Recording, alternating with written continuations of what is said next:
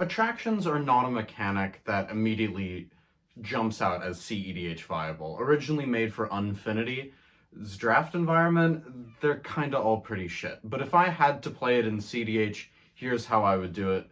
This is a deck tech based off of your comments. If this video gets 100 likes, I'll take it to my next cedh tournament. Our commander for this deck is the most dangerous gamer, a Golgari and 2 for a 2/2 that when he enters or attacks, open an attraction, more on that in a minute, and whenever you claim a prize, you destroy a target permanent. This isn't super relevant. We kind of want to cast him because he turns on our Deadly Rollick and provides us passive value with attractions.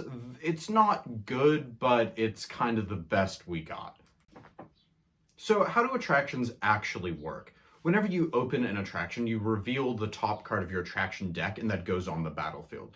They're artifacts, so they can be blown up by things like Vandal Blast, and they trigger artifact ETBs. This isn't relevant for our deck, but it's something of note.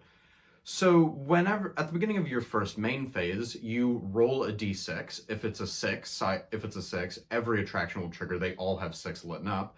If not, then the result of whatever you get coordinates to the little dots on the side of the attraction that the thing happens when you visit it. They might be draw a card, mill a card, put a thing on from your graveyard to your hand at random. There are some relevant things, but overall they're just a small amount of passive value. The relevant attractions in this deck are Haunted House, that brings us the thing from our yard back to the battlefield. This could be our Broodlord or our Protean Hulk. It's inconsistent and takes us a turn to do so, as well as it's exiled at the end step. So we kind of have to, when we see the time to get it, we have to go now.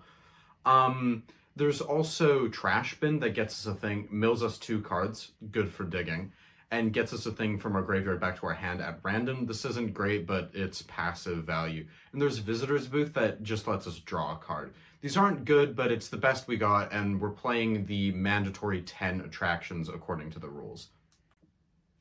So how are we actually intend to turn this attraction bullshit into some sort of a win? Well, we're playing a Hulk pile. We use the standard Forsaken Miner, Warren Soul Trader, and Blood Artist to win. We have activated Sleepers, so we entomb either a Protean Hulk and sacrifice it, or do a Hoarding Broodlord line. We play Peer into the Abyss to draw our deck and then assemble a combo that way. Or we have Ad Nauseam, which I'm kind of so-so on because of running 3 really big creatures, so it's more of a mid-range option.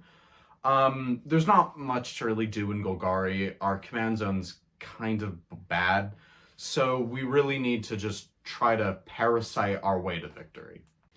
For interaction, we don't really have much. Again, we're in Golgari. We're on-stack interaction is a foreign concept to us, so we kind of have to parasite our way there. We play Opposition Agent and Collector Oof as just a way to shut down other decks, as well as we play Heartwood Storyteller. Whenever someone casts a non-creature spell, everybody else draws a card. This is a great way for the blue players to just fight each other to oblivion, so we can hopefully find an angle to go off with either of our combos.